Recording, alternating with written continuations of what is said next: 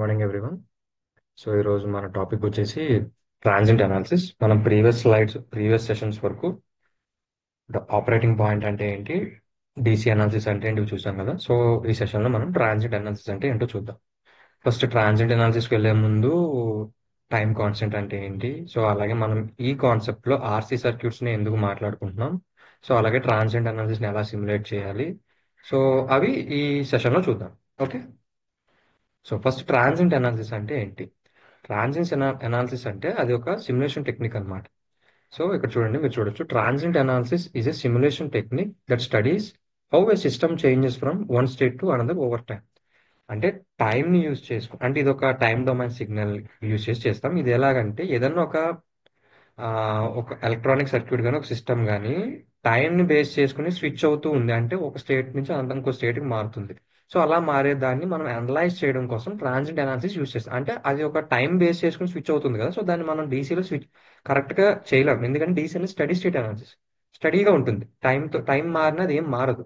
But ఇదేంటంటే time change అయ్యే కొద్దీ ఆ సిగ్నల్లో చేంజెస్ వస్తూ ఉంటాయి. సో దానివల్ల మనం ఇలాంటి ఒక సిగ్నల్స్ని సిమ్యులేట్ చేయాలంటే మనం ట్రాన్సియెంట్ అనాలిసిస్ యూజ్ చేస్తాం. సో మీరు చూడొచ్చు, it analyse the systems response in the time domain. ఇది టైమ్ డొమైన్ సిగ్నల్స్ ని అనలైజ్ చేస్తుంది. ఓకే, సో అది ట్రాన్సియెంట్ అనాలిసిస్ గురించి ఒక బ్రీఫ్ నోట్ అనమాట. సో నెక్స్ట్, అసలు టైం కాన్స్టెంట్ అంటే ఏంటి, ఇది ఎందుకు వచ్చింది.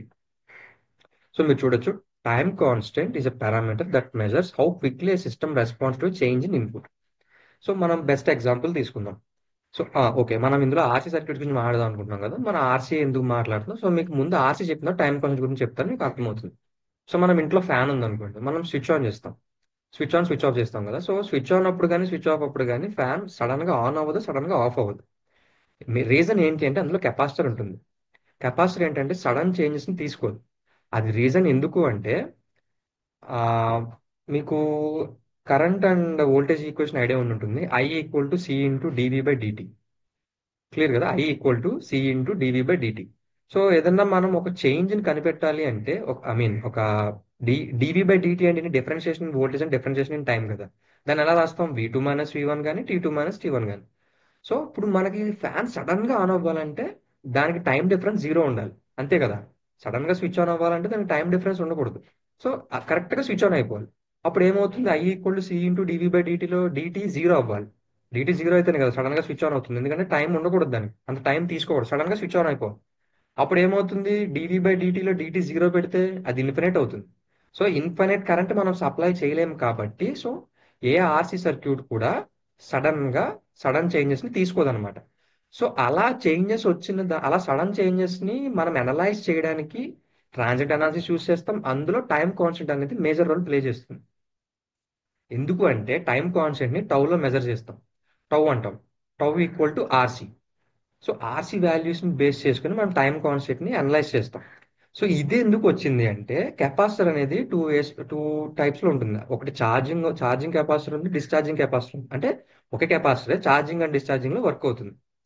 సో అలా కెపాసిటర్ ఛార్జ్ అవుతుంది అంటే అది 63% ఆఫ్ ఇట్స్ ఫైనల్ వాల్యూ దగ్గరికి అది మాక్సిమం ఆఫ్ ఫైనల్ వోల్టేజ్ అనుకోండి, 63% ఆఫ్ ఇట్స్ ఫైనల్ వోల్టేజ్ వరకు ఛార్జ్ అవుతుంది. ఎక్కడ 1 tau equal to 63% of its final voltage, I mean voltage value.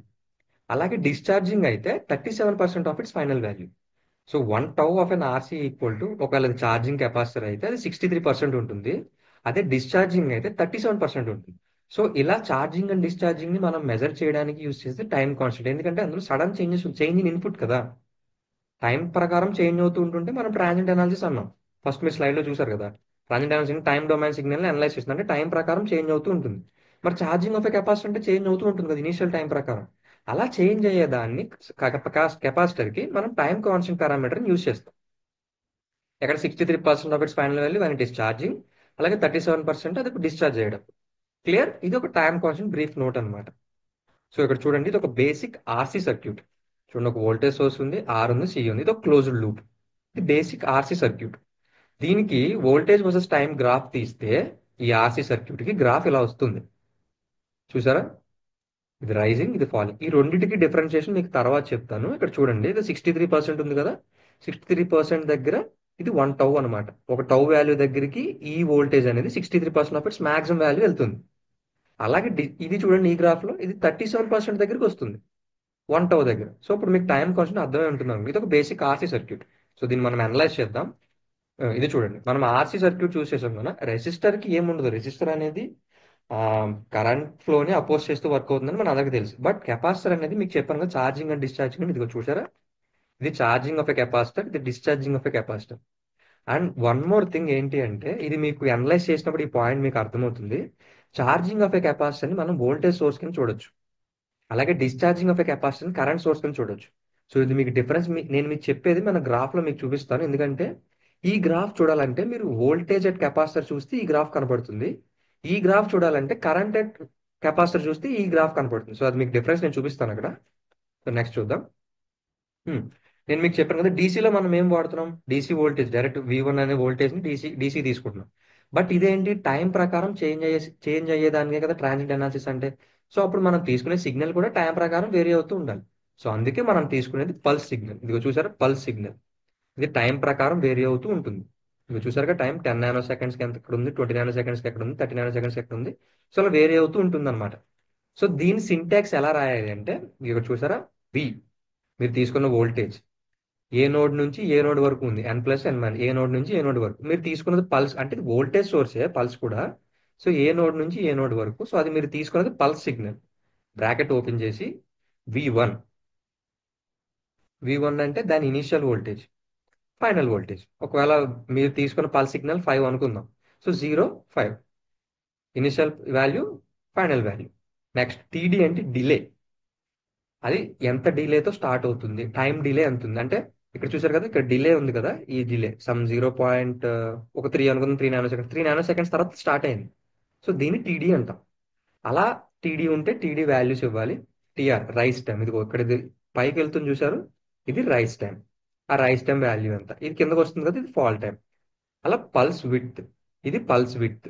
ఈ రైస్ టైం కి ఫాల్ టైం కి మధ్యలో ఉంది కదా, ఇది పల్స్ విడ్త్. అలా ఇనీషియల్ రైజ్ నుంచి మళ్ళీ రైజ్ అయ్యే వరకు ఉండే, ఐ మీన్ ఇక్కడ రైజ్ అయింది కదా, మళ్ళీ ఇక్కడ ఫాల్ అయింది, ఇక్కడ రైజ్ అయింది, ఈ గ్యాప్ ని మనం pulse, I mean time period అంటాం, ఇక్కడ నుంచి ఇక్కడ వరకు. క్లియర్. సో ఆ వాల్యూస్ మనం పల్స్ లో ఇవ్వాలన్నమాట. ఇది దానికి సింటాక్స్. క్లియర్. మనం యూజ్ చేసే ట్రాన్సిట్ అనాలిసిస్ కదా, ట్రాన్సిట్ అనాలిసిస్ కి మనం యూజ్ చేసే ఆ, ఆ, దాన్ని ఏమంటాం, ట్రాన్సిట్ అనాలిసిస్ డాట్ ట్రాన్ అనే దాంతో మనం మెన్షన్ చేస్తాం నెట్ లిస్ట్ లో. దాని సింటాక్స్ ఇది, dot tran T step 1 T stop. ఎక్కడ స్టెప్ అవుతుంది, ఎక్కడ స్టాప్ అవుతుంది అంటే స్టార్టింగ్ వాల్యూ ఎక్కడ స్టాప్ అవ్వాలి. చూడండి, ఇక్కడ 1 నానో సెకండ్ దగ్గర స్టార్ట్ అయింది, 100 నానో సెకండ్ దగ్గర స్టాప్ అయింది. సో ఇది డాట్ ట్రాన్ యొక్క సింటాక్స్ అన్నమాట. ఈ స్టార్ట్ వాల్యూ యూఎస్ అనేది మనకు ప్రెసెంట్ యూజ్ అవ్వదు, నేను అది కూడా చెప్తాను మీకు. స్టార్ట్ వాల్యూ అంటే ఈ అనాలిసిస్ ని మీరు ఏ పాయింట్ దగ్గర స్టార్ట్ చేయలేము. ఇప్పుడు ఇక్కడ 0 దగ్గర ఉంది, మీకు 0 దగ్గర ఇది స్టార్ట్ అవ్వద్దు.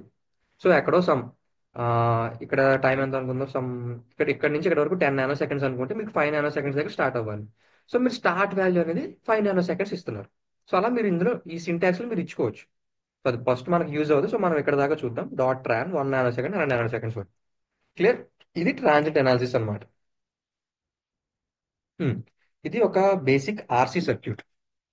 చూసారు కదా, ఇది ఒక ఆర్సీ సర్క్యూట్. ఇదిగో చూడండి, ఇక్కడ ఆర్సీ ఉంది, ఆర్ అండ్ సి, ఒక పల్స్ సిగ్నల్ నేను దీన్ని కనెక్ట్ చేశాను. మీకు ఆల్రెడీ నేను చెప్పాను టౌ ఈక్వల్ టు ఆర్సీ అనేది. సో ఇది మీకు డెరివేషన్ వల్ల వస్తుంది, విఅవుట్ ఈక్వల్ టు V(-T/τ).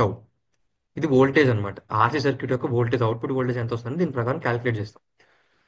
సో ఇప్పుడు మీకు ఇక్కడ 1 టౌ ఎంత ఉంది, మనం వాడు క్యాలిక్యులేట్ చేసాడు చూడండి. Time required to charge A capacitor at about 63% of the maximum voltage in RC circuit. Tau అంటే మీకు ఏం చెప్పిన, R/C. ఆర్ ఎంత ఉంది, 1K. సి ఎంత ఉంది, 1 మైక్రాన్. సో అది ఎంత వస్తుంది, 0.63% కదా, 0.63 ఇంటూ V1. క్లియర్. వాడు V ఇంటూ సి చేశాడు, 1 టౌ. క్లియర్, అర్థమైంది కదా. ఇప్పుడు చూడండి, tau equal to R into C. Clear. వాడు V(C1) చేశాడు 0.63%. అంటే మీకు వోల్టేజ్ ఎంత ఎంత వోల్టేజ్ దగ్గర వస్తుంది అనేది అంటే టౌతో క్యాలిక్యులేట్ చేశాడు. అంటే ఇప్పుడు V ఉంది, V(C1) కట్టాడు అంటే 0.63 ఇంటూ V1 తీసుకున్నాడు. ఎంత, 0.63 ఇంటూ 5, 3.15. 3.15 దగ్గర మీకు 1 టౌ వాల్యూ వస్తుంది. క్లియర్. మనం దాన్ని చూద్దాం ఇన్ డెప్త్ గా. సో ఇది ఒక ఆర్సీ సర్క్యూట్. నేను దీన్ని మీకు చూపిస్తాను, RC response net list. So option statement రాశాను దేనికి వేవ్ ఫామ్ చూడడం కోసం. R1 రాశాను, C1 మెన్షన్ చేశాను. V1 చెప్పాను కదా, V1 అనే వోల్టేజ్ సోర్స్ ఉంది, ఎక్కడి నుంచి ఇన్ అండ్ అవుట్ వరకు పల్స్. పల్స్ మెన్షన్ చేసి 0 to 5 volts, టైం డిలే 0, ఇది రైస్ టైం, ఇది ఫాల్ టైం, ఇది పల్స్ విడ్త్, ఇది pulse period, I mean total time period. నేను డాట్ ప్రోబ్ స్టేట్మెంట్ యూజ్ చేశాను. ప్రోబ్ స్టేట్మెంట్ ఎందుకు యూజ్ అవుతుంది? గ్రాఫికల్ రిప్రజెంటేషన్ చూడడం కోసం ప్రోబ్ స్టేట్మెంట్ యూజ్ అవుతుంది కదా. నేను డాట్ ట్రాన్స్ స్టేట్మెంట్ కూడా రాశాను. 0.001 మిల్లీ సెకండ్స్, మిల్లీ నుంచి 50 మిల్లీ వరకు అండ్. సో నేను దీన్ని సేవ్ చేసి ఇప్పుడు ఎగ్జిక్యూట్ చేస్తాను మీ దగ్గర. సో మనం దాన్ని అవుట్పుట్ చూద్దాం. ఎగ్జిక్యూషన్కి ఏంటి? హెచ్స్పైస్ -i RC with extension -o RC. So job concluded. So మనం చెక్ చేద్దాం ఏమేమి ఫైల్స్ క్రియేట్ అయ్యాయి. ఇదిగో .tr0 మీకు ఆల్రెడీ నేను ఫస్ట్ ఇనిషియల్లో చెప్పాను కదా, ట్రాన్సియంట్ అనాలిసిస్ యూస్ చేస్తే .tr అనే దాంతో సేవ్ అవుతుంది ఫైల్. సో మనం దీన్ని గ్రాఫికల్ రిప్రజెంటేషన్లో చూద్దాం. దానికి ఏంటి కమాండ్? wv rc _wdf.tr0.